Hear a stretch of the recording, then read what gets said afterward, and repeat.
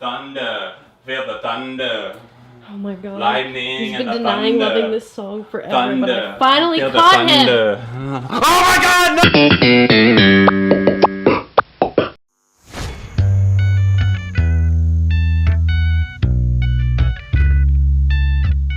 What's up everyone, John from ARTV. It is time for a review of a very highly anticipated album for a lot of people I know, the third one from Imagine Dragons, a Las Vegas-based pop and rock band. They are one of the most successful acts of the 2010s, at least in terms of bands, because bands are getting rarer and rarer, I feel like these days, at least in terms of having a big crossover appeal. And this new record is called Evolve, because, as lead singer Dan Reynolds said, they've tried new things, they wanted new sounds, and not only do they have Alex da Kid, their longtime producer, collaborator, and friend, they've also brought on some other producers like Mattman and Robin, as we saw on a couple of the singles, and surprisingly enough, Joel Little on a track called Whatever It Takes, which is one of the best songs on this album. And you might know Joel Little not only from his band back in the day, but also from producing with Lorde, primarily on Pure Heroin. That definitely piqued my curiosity, but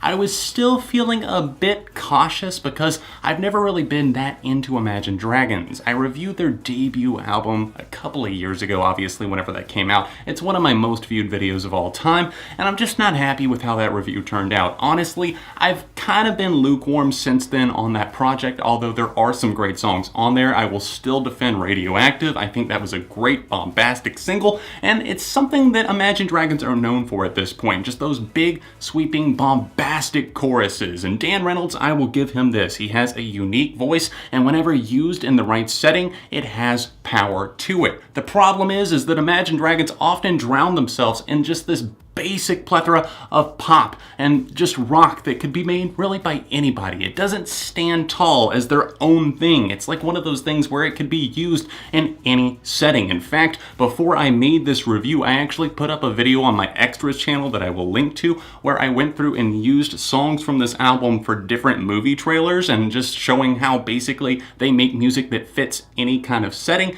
And that's the problem that I'm seeing on this record primarily. It's not cohesive. It's just a collection of lukewarm tunes that aren't for the most part awful, but aren't at all good. They aren't noteworthy, and they aren't something that are going to make me keep coming back to them for repeated listens. Smoke and Mirrors was the name of their last album, and I was definitely split down the middle on that one, although it contains my all-time favorite Imagine Dragons track, Hopeless Opus, which in my opinion is just genius from its mixture of guitars, rock, pop elements, and a great hook, and it stood tall as being unique. That contained obviously other songs as well that I didn't feel as strongly about. In fact, it contained some really annoying ones like the singles I Bet My Life and Shots. But obviously, everybody is divided on them. I see a lot of different opinions. I know they have an intense fan base, so I'm expecting plenty of probably dislikes, hate comments, things just critiquing my appearance that have nothing to do with what I'm saying about the music, and plenty of just younger fans quoting my tweet linking to the video over on Twitter saying, "This guy doesn't get it, he doesn't understand them."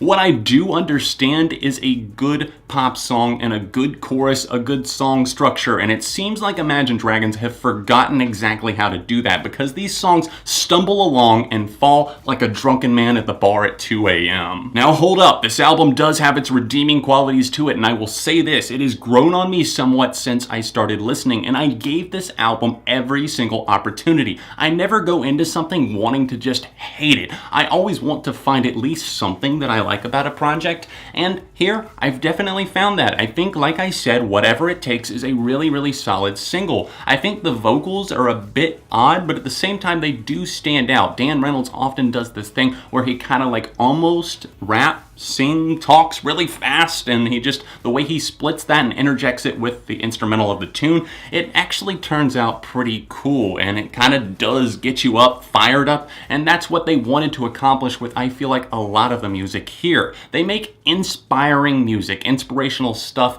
and if it gets you through your hard times, that's awesome, but I have to say to you, do you know that there are other bands out there outside of just Imagine Dragons that do it so much better? I gave a relatively positive review to the track Believer, the kickoff single from this project over on my second channel, Beyond ARTV, and I stand by that. It's one of those things that definitely feels cheesy, but at the same time, I can see it being utilized in the right setting, whether it be like a movie trailer or for a sports game or just some sort of event. It can get people going, even though it is a bit drab and repetitive in places. I mean, it's what you would expect from Imagine Dragons, and I didn't see it as a super drastic change because it does have that backing acoustic guitar and then that big soaring chorus that just screams Imagine Dragons to me. So I think that they kind of played it safe, but at the same time, I'm happy that they did because the experimenting on the rest of this record turns out pretty damn bad. And I think that this is their least cohesive project to date because they try to go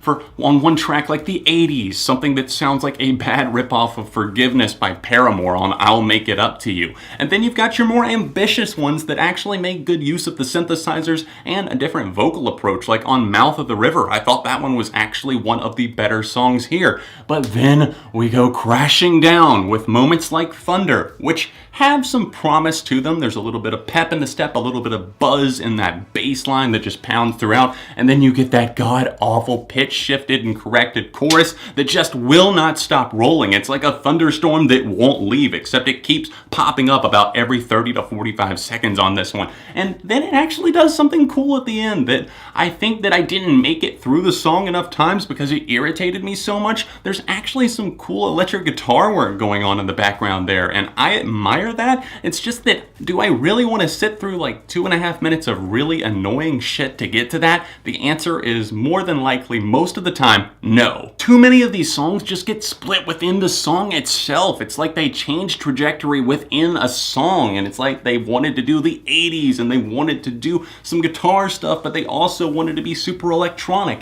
And I think that this record definitely does play too much in the electronic vein. They get really, really repetitive, and the boring side of them just comes out on this album too often. Even on sweeter moments like Walking the Wire, that repetitive little chiming piano in the background of the chorus just kind of irritates me. Even though I think it's an okay song, I don't hate it by any means. It just has elements that just seem like it was made for a romantic comedy where they all fall in love and everybody sails away into the sunset and everything is a fairy tale and it's all okay. And then you have the songs that are trying to amp you up, like I said, which are fine to an extent, but then you start to notice elements of them and it's just like, this is really grating on me. Especially, this is only like a 40-minute album. It's not that long, and you get into moments like Rise Up, which definitely have a promising start to them. In fact, I would dare say that I really enjoy the opening verse, but then it gets into this weird kind of almost shouted vocal thing from Dan Reynolds, and it is kind of off-putting, I'm not gonna lie. And the opening track,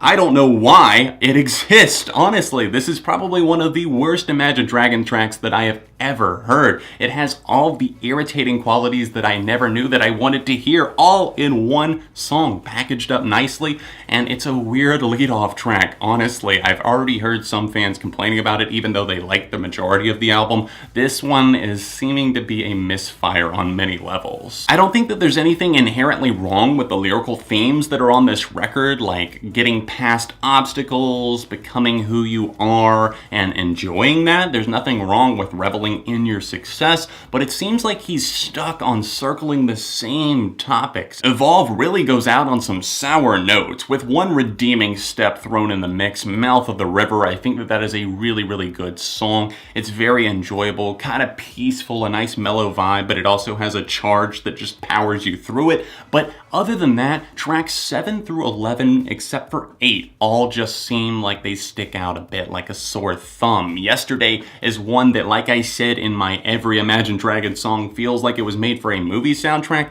Yeah, that's the one that sounds like it was made for the Bro movie, where maybe a high school reunion is happening or some shenanigans are about to ensue. Here's to my yesterday. It's just kind of a weird, choppy approach, and then there's a little bit of a layered guitar thrown in the mix, and along with the other stuttered instrumentation, the weird drumming on it, it just doesn't fit. It doesn't line up, and it all seems a bit off. And then we get further into it. Obviously, Thunder, to me and a lot of people, annoying as hell. The chorus is weak, terrible, I would say, even though some of the verses, they're okay, even though they're very, very forgettable. I don't even think the instrumental on this one is good, and it definitely seems like a bad move for Imagine Dragons, but then it comes through with an okay closing to it. But then we get into the forgettable territory, and that is just such a crime for an Imagine Dragons record. We should be hooked, we should be into it. If that's what the band wants to do, they have that ability to do it, and I've seen them do it. It's just that they don't exercise that right as often as they should.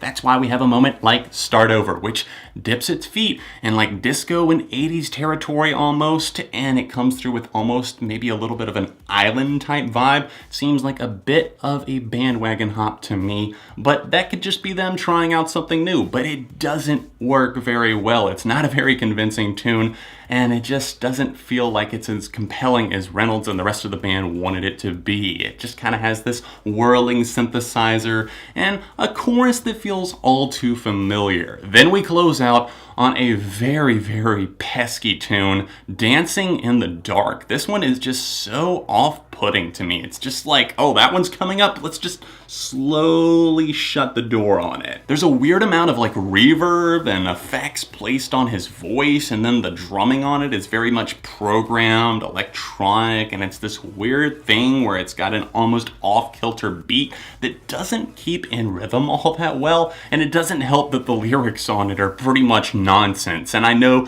that that could be a major criticism for the majority of the record. They definitely are pretty weak through and through, although there is a line on Whatever It Takes that I will say in just a minute that I really do like. But for the most part, this one, Dancing in the Dark, is probably among the worst. Just to give an example of something that I really did like in the lyrical department, like I said, I have to give a shout out to something on Whatever It Takes. Reynolds sings, "I'm an apostrophe. I'm just a symbol to remind you that there's more to see." I like that. I don't know why, but it's like a punctuation mark, like, hey, there's more to come. And that's actually something that's kind of clever from him. So I have to applaud that, but overall, this record is just kind of a in one ear, out the other experience for me. I think that a lot of people will love it maybe at first, but I have to say this, love something because you love it, not just because your favorite band put it out there. And if that was me in Green Day, if I genuinely didn't like it, why would I force myself to get on camera and give a positive review?